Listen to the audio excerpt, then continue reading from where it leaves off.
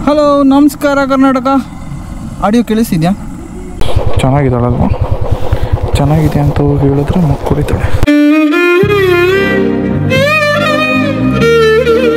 ಇದೊಂದು ಫುಲ್ ಆಗಿಬಿಟ್ರೆ ಒಂದು ಸಮಾಧಾನ ನನಗೆ.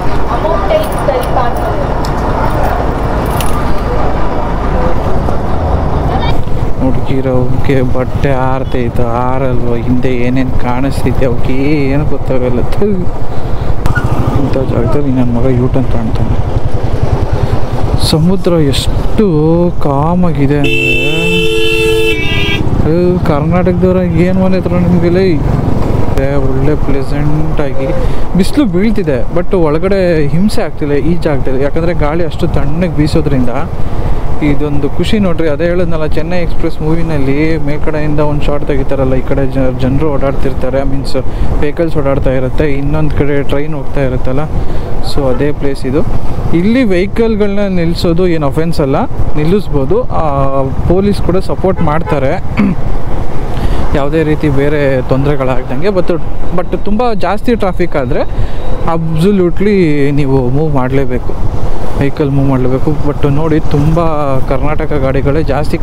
ಕನ್ನಡಿಗರು ಇದೆ ಇಲ್ಲಿ ಜಾಸ್ತಿ ಹಾವಳಿ, ಬಟ್ ಅವರೇ ಕನ್ನಡ ಮಾತಾಡೋಲ್ಲ ಬಂದವರು, ಟೆಕೀಸ್ ಜಾಸ್ತಿ. K14 ಅಣ್ಣವ್ರು ಶಿವಮೊಗ್ಗದಿಂದ ಬಂದವ್ರೆ. ನೈಸ್. K01 ಬ್ಯಾಂಗ್ಳೂರು. ಅದೇ ಎಲ್ಲ ಬೇರೆ ಊರಿಂದ ಬಂದು ಬ್ಯಾಂಗ್ಳೂರಲ್ಲಿ ಇರ್ತಾರೆ ನಂತರ, ಸೊ ಬೆಂಗಳೂರಿಂದ ರೈಡ್ ಬರ್ತಾರೆ. ಅಣ್ಣ ಅಂಕಲ್ ಬಾಯ್ ಬಾಯ್.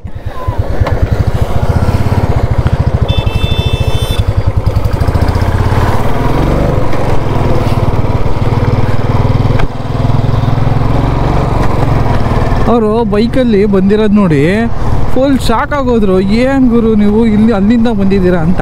ಅದು ತಮಿಳಲ್ಲಿ ಹೇಳಿದ್ರು, ಅದನ್ನ ಹೇಳಕ್ಕೆ ನನಗೆ ಬರಲ್ವಲ್ಲ, ಸೊ ನಾನು ಕನ್ನಡದಲ್ಲಿ ಎಕ್ಸ್ಪ್ಲೇನ್ ಮಾಡ್ತಿದ್ದೀನಿ.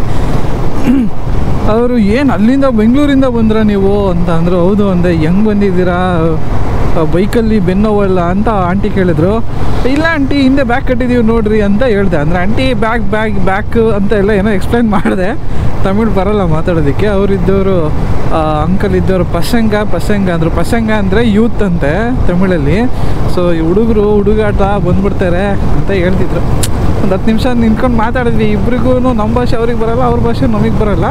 ನನಗೆ ತಮಿಳು ಅರ್ಥ ಆಗುತ್ತೆ, ಮಾತಾಡೋದಕ್ಕೆ ಬರೋಲ್ಲ. ಏನೋ ಒಂದು ಮಾತಾಡ್ಕೊಂಡು ನಗಾಡ್ಕೊಂಡು ಒಂದು 10 ನಿಮಿಷ ಟೈಮ್ ಸ್ಪೆಂಡ್ ಮಾಡಿ ಬಂದ್ವಿ. ಈ ಧನುಷ್ಕೋಡಿಯಿಂದ ಮಧುರೈಗೆ ಅರೌಂಡ್ 130 ಕಿಲೋಮೀಟರ್ಸ್ ಏನೋ ಇದೆ. 100 ಕಿಲೋಮೀಟರ್ಸ್ ಸಿಂಗಲ್ ಸ್ಟ್ರೆಚ್, ಎಲ್ಲೂ ನಿಲ್ಲಿಸದೆ ಡೈರೆಕ್ಟ್ ಬಂದುಬಿಟ್ವಾ. ಒಂದು 10 ನಿಮಿಷ ನಿಂತ್ಕೊಳ್ಳೋಣ, ಎಲ್ಲ ಮಾತಾಡೋಣ ಅಂತ ಅಲ್ಲಿ ನಿಲ್ಲಿಸಿದ್ವಿ. ಒಳ್ಳೆ ಮಾತಾಡಿದ್ರು. ಈಗ ಮಧುರೈಗೆ ಒಂದು ಸ್ಟಾಪು ಕೊಟ್ವಿ, ಇಲ್ಲಾಂದರೆ ಇಲ್ಲ. ಅದೇನು ಪ್ಲೇಸ್ ಇದು? ಈ ಥರ ಊರ ಮಧ್ಯದಲ್ಲಿ ಈ ಥರ ಕಲ್ಯಾಣಿ ಮಧ್ಯದಲ್ಲಿ ದೇವಸ್ಥಾನ. ತುಂಬ ಚೆನ್ನಾಗಿದೆ ಇದೊಂದು ದೇವಸ್ಥಾನ. ಇಲ್ಲಿ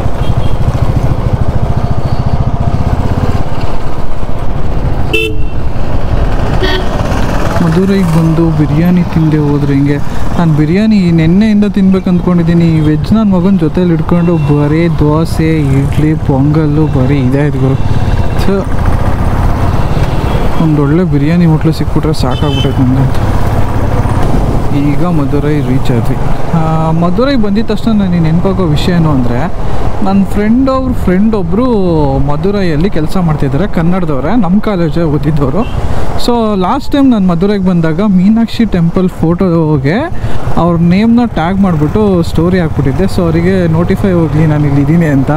ಸೊ ಅವರು ಇಲ್ಲೇ ಇದ್ದರು, ಮಧುರೈಯಲ್ಲೇ ಜಾಬ್ ಮಾಡ್ತಾಯಿದ್ರು. ಸೊ ಅದಾದಮೇಲೆ ಅವರು ಮೆಸೇಜ್ ಹಾಕಿದ್ರು ಇಮಿಡಿಯೇಟಾಗಿ, ಮಧುರೈಯಲ್ಲಿದ್ದೀರಾ, ನಾನು ಆಫೀಸಲ್ಲಿದ್ದೀನಿ, ಆಫೀಸ್ ಆದಮೇಲೆ ಸಿಗ್ತೀನಿ, ಇರ್ತೀರಾ ಅಂತ. ನಾನು ಮಧ್ಯಾಹ್ನ ಟೈಮ್ ಬಂದಿದ್ದೆ, ನಾನು ರಿಟರ್ನ್ ವಾಪಸ್ಸು ಬ್ಯಾಂಗ್ಳೂರು ಹೋಗ್ಬೇಕಿತ್ತು. ಸೊ ಬಂದ್ಬಿಟ್ಟೆ ಬೇಗ. ಅದಾದಮೇಲೆ ಮತ್ತೆ ಇವಾಗ ನಾನು ಬರ್ತೀನಿ ಅಂತ ಬರೋದಕ್ಕಿಂತ ಮುಂಚೆನೇ ಹಾಕಿದ್ದೆ. ಅಂದರೆ ಇದಕ್ಕಿಂತ ಮುಂಚೆ ಕಾಲೇಜಲ್ಲಿ ಒಂದು ಸಲ ಬಂದಿದ್ರು ನಮ್ಮ ಕಾಲೇಜ್ಗೆ. ನಾನು ಕಾಲೇಜಲ್ಲಿ ಅವ್ರಿಗೆ ಯಾವುದೇ ರೀತಿಯಾಗಿ ಮುಂದೆನೇ ಹೋದ್ರೂ ಮಾತಾಡಿಸ್ದೆ, ಹಂಗೆ ಹೋಗ್ಬಿಟ್ಟಿದ್ದೆ. ನಾನೇನೋ ಅರ್ಜೆಂಟಲ್ಲಿ ನೋಡದೇ ಇರೋ ಥರ ಹೋಗಿದ್ದೆ. ಸೊ ಅವ್ರು ಇಮಿಡಿಯೇಟಾಗಿ ಮೆಸೇಜ್ ಹಾಕಿದ್ರು, ನೀವು ನನ್ನನ್ನು ನೋಡಿದ್ರೂ ನೋಡದೆ ಹೋದೆ, ನಾನು ನಿಮ್ಮನ್ನು ನೋಡಿದೆ ಅಂತ ಹೇಳಿದ್ರು ಅವರು. ಸೊ ಇಟ್ಸ್ ಓಕೆ ಅಂತ ನಾನು ಹಂಗೆ ಮಾತಾಡಿಸ್ದೆ ಬಂದುಬಿಟ್ಟೆ. ಅದಾದಮೇಲೆ ಮತ್ತೆ ನಾನು ಮಧುರೈಗೆ ಬರ್ತೀನಿ ಅಂತ ಮೆಸೇಜ್ ಹಾಕಿದ್ದೆ. ಈ ಮಂತ್ ಬರಬೇಡಿ, ಮುಂದಿನ ಮಂತ್ ಬರ್ರಿ ಅಂತ ಅಂದರು. ಅಯ್ಯೋ ಈ ಮಂತ ಮತ್ತೆ ನಾನೇನಾದರೂ ಬಂದರೆ ನಮ್ಮ ಫ್ಯಾಮಿಲಿಗೋಸ್ಕರ ಅದು ದೇವಸ್ಥಾನಕ್ಕೆ ದರ್ಶನ ಮಾಡೋದಕ್ಕೆ ಅಂತ ಬರಬೇಕೆ ಹೊರತು ಮತ್ತೆ ನಾನು ಬೈಕ್ ರೈಡ್ ಮಧುರೈ ತನಕ ಅದರಲ್ಲೂ ಸದ್ಯಕ್ಕಂತೂ ನೋವೇ ಚಾನ್ಸೇ ಇಲ್ಲ. ಅಂಥದ್ರಲ್ಲಿ ಅವರು ಮುಂದಿನ ತಿಂಗಳೇ ಬನ್ನಿ ಅಂತಾರೆ. ಓ ಮೈ ಗಾಡ್. ಅವ್ರ ಹೆಸರು ತೇಜ ಅಂತ. ಕಮೆಂಟ್ ಸೆಕ್ಷನ್ ಓಪನ್ ಇರುತ್ತೆ, ಕಮೆಂಟ್ ಹಾಕ್ತಾರೆ ಅಂದ್ಕೊತೀನಿ. ಇರಲಿ, ನಿಮ್ಮ ಕಡೆಯಿಂದ ಏನು ಅನಿಸಿದೆ ಒಂದು ಕಮೆಂಟ್ ಬರಲಿ. ಯಾವುದೋ ಹಳ್ಳಿ ರೋಡ್ ಬಂತು ಗುರುವೇ. ಫಸ್ಟು ಈ ಲಾರಿಯನ್ನು ಹಿಂದಕ್ಕೆ ಹಾಕ್ಬಿಡ್ಬೇಕು. ನನ್ನ ಮಕ್ಕಳು ರೋದ್ನೆ ನಮಗೆ. ಡಗ ಡಗ ಡಗ ಡಗ ಡಗ ಡಗ ಡಗ ಡಗ ತಡಿಯೋ ತಡಿಯೋ ಶಿಷ್ಯಕೋಟಿ ಬಂದೋ ಇರೋ.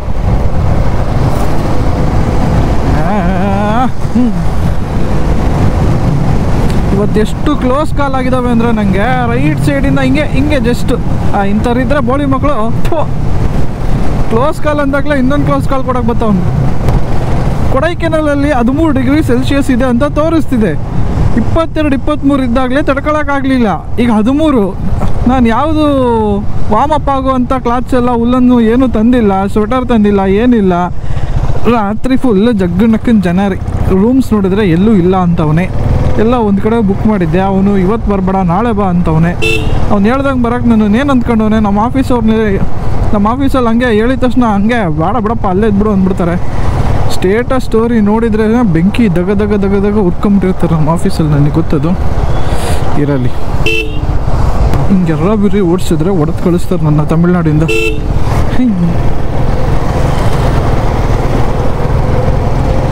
ಬುಲೆಟ್ ಸೈಕಲ್ ಆಗ್ಬಿಟ್ಟೈತೆ ನನಗೆ. ಯಾವ್ದಾನ ದೊಡ್ಡ ಗಾಡಿ ಕೊಡಿಸ್ರೋ, ದೊಡ್ಡ ಗಾಡಿ ಕೊಡಿಸ್ರಿ.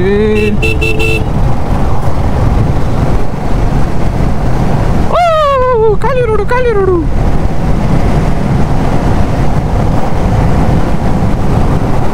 ಕುಡಿಯೋಗ್ರೆ ಹಿಂದೋಗ್ಬಿಟ್ಟವನೆ. ಅವನಿಗಿಂತ ಗುಂಡಿ ರೋಡ್ ಇದ್ರೆ ಆಗಲ್ಲ, ಬರೀ ಹೈವೇ ಅಷ್ಟೇ. NS ತಿಕ್ಕ ಎಲ್ಲ ನೋಯ್ತಿದೆ. ಒಂದು ಸಣ್ಣ ಗುಂಡಿ ಬಂದಿದ್ದ ತಕ್ಷಣ ಹಂಗೆ ದಿಕ್ಕ ಟಕ ಟಕ ಟಕ ಟಕ ಟಕ ಅಂದ್ಬಿಡುತ್ತೆ. ಅಯ್ಯೋ ಇವೆಲ್ಲ ಡಬಲ್ ಮೀನಿಂಗ್ ವರ್ಡ್ಸ್ ಅನ್ಸುತ್ತೆ. ಏನೋ ಗಲಾಟೆ ಮಾಡ್ಕೊಂಬಿಟ್ಟವ್ರೆ.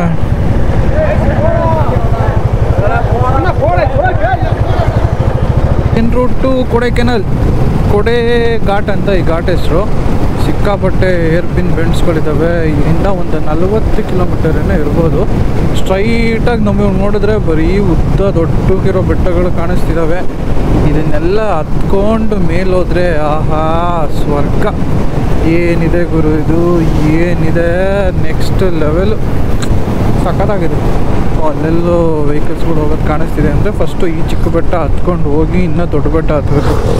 40 ಕಿಲೋಮೀಟರ್ ಘಾಟ್ ಸೆಕ್ಷನ್ ಇದೆ ಅಂದರೆ ಸಾಮಾನ್ಯ ಅಲ್ಲ, ಅಸಾಮಾನ್ಯವಾಗಿರುತ್ತೆ. ನಾವು ಆದಷ್ಟು ಬೆಳಕಿದ್ದಾಗಲೇ ಮೇಲೆ ಹತ್ಕೊಂಡು ಸೇರ್ಕೊಂಡ್ಬಿಡ್ಬೇಕು. ಕೊಡೈಕೆನಾಲ್ 46 ಕಿಲೋಮೀಟರ್ಸ್. ಈ ಕೊಡೈಕೆನಾಲ್ಗೆ ಹೋಗ್ತಿದ್ದೀವಿ. ಕೊಡೈಕೆನಾಲಲ್ಲಿ ಎಲ್ಲಿ ಸ್ಟೇ ಆಗೋದು, ಏನು ನೋಡೋಕ್ಕೆ ಹೋಗ್ತಿದ್ದೀವಿ ಅನ್ನೋದೇ ಗೊತ್ತಿಲ್ಲ. ಕೊಡೈಕೆನಾಲ್ಗೆ ಹೋಗ್ತಾ ಇದ್ದೀವಿ ಅಷ್ಟೇ. ಅಲ್ಲಿ ಯಾವುದೋ ಒಂದು ಪಾರ್ಕ್ ಇದೆ ಅಷ್ಟೇ, ಬಿಟ್ಟರೆ ನೇಚರ್ ನೋಡೋಕ್ಕೆ ಹೋಗ್ತಿರೋದು. ಅದರಲ್ಲೂ ಈ ರೈಡ್ನ ಫೀಲ್ ಮಾಡೋಕ್ಕೆ ಹೋಗ್ತಾ ಇರೋದು. ಸರಿಯೋ ಯಾವ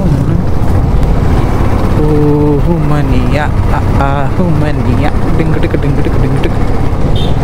ಕಾಫಿ ಟೀ ಆಮೇಲೆ ಅಟ್ಲೀಸ್ಟ್ ಫಸ್ಟ್ ನೀರು ಸಿಗಲಿ ಕುಡಿಯೋಕ್ಕೆ. ಚೆನ್ನಾಗಿದ್ದಾಳಲ್ವ? ಚೆನ್ನಾಗಿದೆ ಅಂತ ಹೇಳಿದ್ರೆ ಕುಡಿತಾಳೆ, ಹೇಳಲ್ಲ.